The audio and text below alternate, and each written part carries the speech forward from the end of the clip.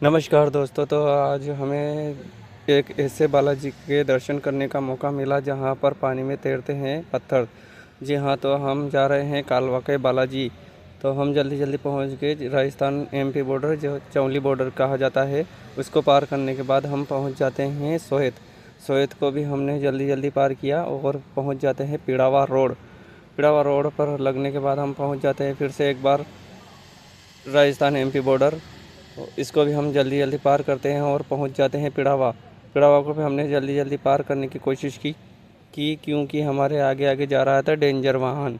फिर हम पहुंच जाते हैं एक बार फिर से एमपी राजस्थान बॉर्डर पर और हम आ जाते हैं एमपी में। और एमपी में आने के बाद हम पहुंच जाते हैं सालरिया, जहां पर शनि महाराज का बहुत ही शानदार मंदिर है। और यहाँ से ही सालरिया, जो कि एशिया की सबसे बड़ी गौशाला हैं, या ऐसा कहे कि गौ उद्यान है, तो गौ अभयारण्य है। तो हम वहाँ से निकल कर पहुँच जाते हैं कालवा के बालाजी के रास्ते के लिए। और हम लग जाते हैं कालवा के बालाजी का रास्ता।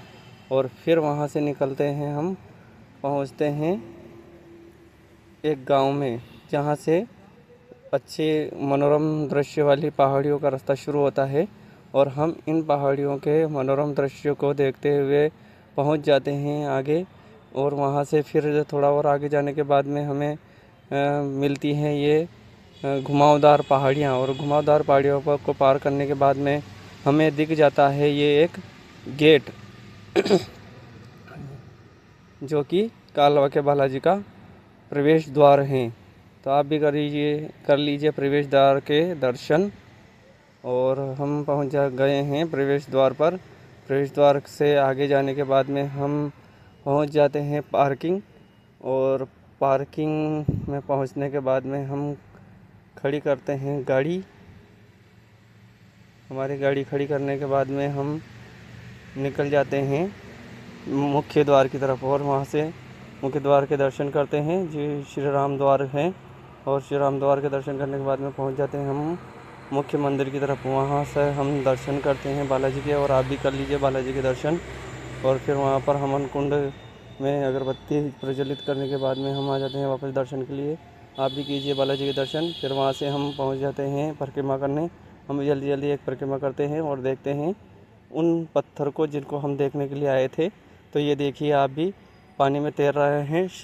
जय श्री राम लिखा हुआ पत्थर हैं, पानी में तैर रहा है, बिल्कुल पानी के ऊपर तैर रहा है। यहाँ से देखिए एक हौद बनी हुई है जिसमें तैर रहा है। फिर हम निकल जाते हैं बाहर और यहाँ के मनोहर और मनोरम दृश्यों को देखते हुए और विश्व की सबसे बड़ी गौशालाओं को देखते हुए हम वहाँ का आनंद लेते हैं। और वहाँ पर पहाड़ी पर एक छोटी सी गुफा में बना हुआ है माता जी का मंदिर, जहाँ पर जल रही है अखंड ज्योत। फिर हम आ जाते हैं ऊपर, गेट के दर्शन करते हैं और वहाँ से बैठते हैं गाड़ी में वापस और चल देते हैं। जितनी रफ्तार से आए थे उससे दुगनी रफ्तार से हम वहाँ से चल देते हैं। और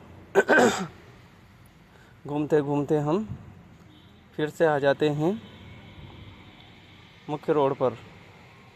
और फिर हम पहुँच जाते हैं सालरिया के उसी मोड़ पर, जहाँ से गौशाला का अभयारण्य का रास्ता जाता है। फिर वहाँ से निकल जाते हैं हम एमपी राजस्थान बॉर्डर क्रॉस कर पिड़ावा रोड पकड़ लेते हैं। पिड़ावा रोड पकड़कर हम पहुँच जाते हैं पिड़ावा। और पिड़ावा में भी हम दुगनी रफ्तार से पार करते हुए पहुँच जाते हैं फिर से सोहत। और सोहत को भी कोशिश करते हैं हम दुगनी रफ्तार से पार करने की। और पार करते करते करते हमारे सामने आ जाता है ये ट्रक। इस ट्रक ने हमें काफ़ी देर तक रोक रखा था, पर फिर आखिर में ये ट्रक भी हमारे आगे से हट गया और हम फिर से आ गए चौली। और चौली में यहाँ पर डूंगर गांव के यहाँ पर पुलिस वाले हमारा इंतज़ार कर रहे थे।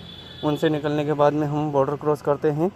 बॉर्डर क्रॉस करने के बाद में फिर से हम देखते हैं कि यहाँ पे ये एक इंटरसेप्टर हमारा इंतज़ार कर रही थी। और वहाँ पर गति धीमी करने के बाद में उससे आगे निकल जाते हैं।